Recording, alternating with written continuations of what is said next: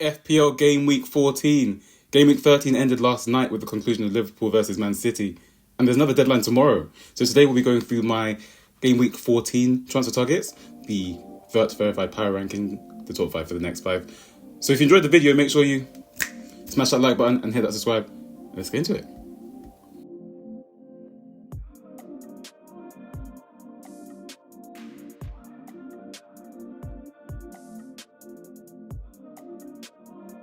What's up? It's FPL Vert, where arrows go green, and yes, for the first time in 6 game weeks, we can say we've got a green arrow, a massive rise from 680k to 234k. So we'll talk about that in my team selection and my own personal transfer plans in the video tomorrow morning. But for now, let's talk about the transfer targets for the next 5, as we have a deadline coming up tomorrow night as well. So in number 1, it's funny how much a week can change in football. We've got Rob Sanchez at number 1, even though I was thinking of actually selling him last week, but I ended up rolling the transfer. So the reason why I went for Sanchez over for Bruggen in the first place is for the simple fact that Chelsea are a better defence than Brighton. So we've got Sanchez at number 1. He actually got some save points as well. He actually did decently as well. And when you look at the fixtures that are coming up for Chelsea for a long run, they're just so much better than everyone else's. So I would have Sanchez in goal for sure. Raya is number 2 because, again, Arsenal's defence is top tier. 1.06 XGC conceded per 90 is still the best in the league. However, you can concede at any point. And when you've got a premium goalkeeper, the ceiling isn't that high, especially when the defence is that high, it's that good as well. So for me, I would pay the extra 0.8 million over Sanchez. Onana is just a great goalkeeper. He gets saves, and United will pop up with random clean sheets, but again, he's a bit more premium. But Bruggen's down to number 4 just because, Brighton's clean. Brighton probably better in the bigger games, but in the smaller games, I don't think they're that good, personally, especially for keeping clean sheets. And then Fabianski's going to be number 5 because, he's still 4 million, but, he got a -1, which is fair enough when you play against Arsenal. Into the defenders, and I'm not going to lie, the defenders are becoming increasingly difficult to try and pinpoint who are the best. I mean, you've got Gabriel at number 1. If you haven't already got him, definitely go and get him over any other Arsenal defender, especially Saliba. I think there's probably a 0.2 million in difference, but the difference in points, difference in goals, Gabriel has to be number 1. Everyone should own Gabriel. He's probably the best defender in the game. He definitely is, actually. We've got SAKA at number 2, just because of the price. He has gone up as well a little bit, but he actually has back-to-back goals. And with so many teams not keeping clean sheets anymore, we might as well just target the defenders that are either going to get attacking returns or bonus from the times that they do keep a clean sheet. So that's why Trent is number 3. He's a little bit more expensive than Virgil, but I mean, we still know what Trent can offer.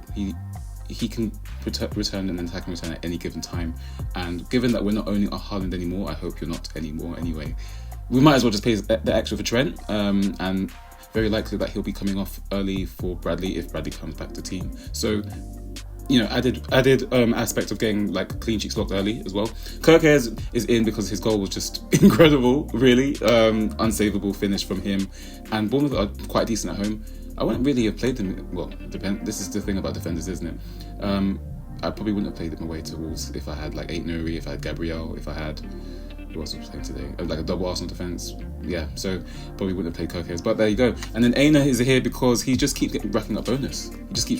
And Forest haven't got the best fixtures, but like I said, you might as well just go for the strong defence, and that's what Forest is at the moment.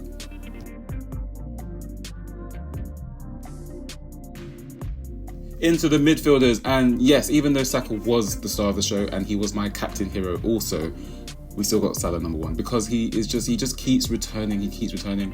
10.2 points per match. Don't think that has much more to say, really. He's just a threat in every aspect, and Liverpool keep keeping clean sheets as well, so he's getting extra points for clean sheets there. He's really good for bonus, apart from when he misses a big chance like he did yesterday. I'm pretty sure he would have been on for 3 bonus yesterday for sure if he didn't have that massive big chance missed. But yeah, they haven't got the best fixtures, but you can't overlook the form that Liverpool are on at the moment. But coming into Saka, I mean, if you don't own him, please go and get him as soon as possible. Don't look at Man United as a difficult fixture. Let's be honest, and United didn't even put up that much XG against Everton at home, less than 1 XG. It's pretty embarrassing if you think about it. And now they're going away to Arsenal, who are rejuvenated. They've got Odegaard back. They've got, a massive gap to close in 9 points. So I can't see anything past a pretty comfortable Arsenal win. So me personally, especially as Saka as well. Saka personally loves United. He actually equaled Thierry Henry's record for most consecutive league games in a row scoring against Man United. So don't look at Man United as a difficult fixture. And then after that, you're going to want to own him up until Christmas, Boxing Day even, Ipswich at home in game week 18. So get Saka as soon as possible. Palmer finally scored. Wow, it took a while. His first goal since game week 9. I've owned him since game week 7, I believe. So, I've only had 2 goals from him. But no, that's, he's the second asset to cross 100 points this year. He's obviously a great asset. He's got Southampton away next. For most people, probably the best captain. Definitely my captain for sure. I promise I won't swap it again. And then Rashford is coming in at number 4 just because we all know what Rashford is, right? We all know how devastating he can be, especially in this new system where he's going to be playing off the striker or maybe on the striker by himself. And that's why he's above Johnson, because he will start more games than Johnson. And obviously Johnson was even dropped for the City game, which I doubt Rashford would be in that same case. Yeah, they've got difficult fixtures coming up. And yes, he's got less XGI, but we know what Rashford is. We know how streaky he is.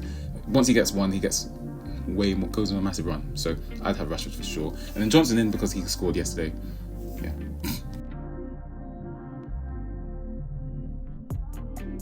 And into the forwards, finally, yes. Number one forward target for me is definitely Nicholas Jackson, and he actually came in this morning before he rose. He's now 8.1 million. We'll talk about him in my team selection tomorrow. But like I mentioned with Rob Sanchez and as well with Palmer, Chelsea's fixtures, honestly, go and look at them. Up until about February, a sea of green. I think they're worth our investment, and a lot of people are kind of scared to say it, but Chelsea are technically, if Arsenal are in the title race, then why are Chelsea not in the title race? They're on an exact number of points, exact number of goals scored, and also exact numbers of goals conceded. So Chelsea are definitely worth our investment. Jackson, he didn't get any bonus, but he just keeps scoring, and he's actually better away from home anyway. So I think Southampton is the most perfect entry point you can ask for, if I'm honest. Mateus Cunha is number 2. Yeah, he blanked. That's fair enough. That can happen. He is a mid-price forward, so you can't expect him to score every single game. But I was even watching Match of the Day last night, and he was nominated 3 times for the goal of the month. So this is the type of player that he is. Yes, he hasn't got the best underlying numbers. Yes, he might be slightly overperforming, but he is that guy. So he's my number 2. And Joao Pedro, just because he's just incredible value, and I think people are realising that, and so he rose again to 5.8 million. So if you haven't got him already, probably find a way to get him as soon as possible. I would say my ideal front 3, as you'll see in the wildcard draft, are these top 3 for sure. And Evan Nilsson got 3 assists. They were all penalty winning assists, so they weren't, real life Opta assists. But he's pretty decent. I just probably wouldn't pick him over the other 3. And then Watkins, Watkins probably could be a nice differential pick if you want to go a bit differently. But with the price at 9 million, I just don't think he's worth it personally. So.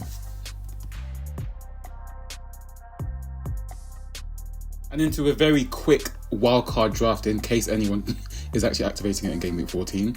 We would have Rob Sanchez in goal for sure. Gabriel and Saka are my 2 ideal Arsenal double-ups. Trent and Salah would be the Liverpool double-ups. We do have Wan-Bissaka starting. That might be a bit of a joke, but no, I'm being very serious. I think would you really start him over, would you start Kirkers over Wan-Bissaka? I don't think so. And O'Shea is obviously, our last on the bench, like our insurance policy, if everyone else fails to show up to the party.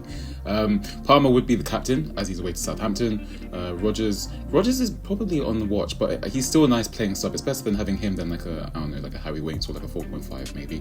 Maybe if Dibbling starts showing some real form, like actually like returning, maybe we can go for Dibbling over him. But I think Rodgers, if he's starting for a Champions League team, you're still going to want him really.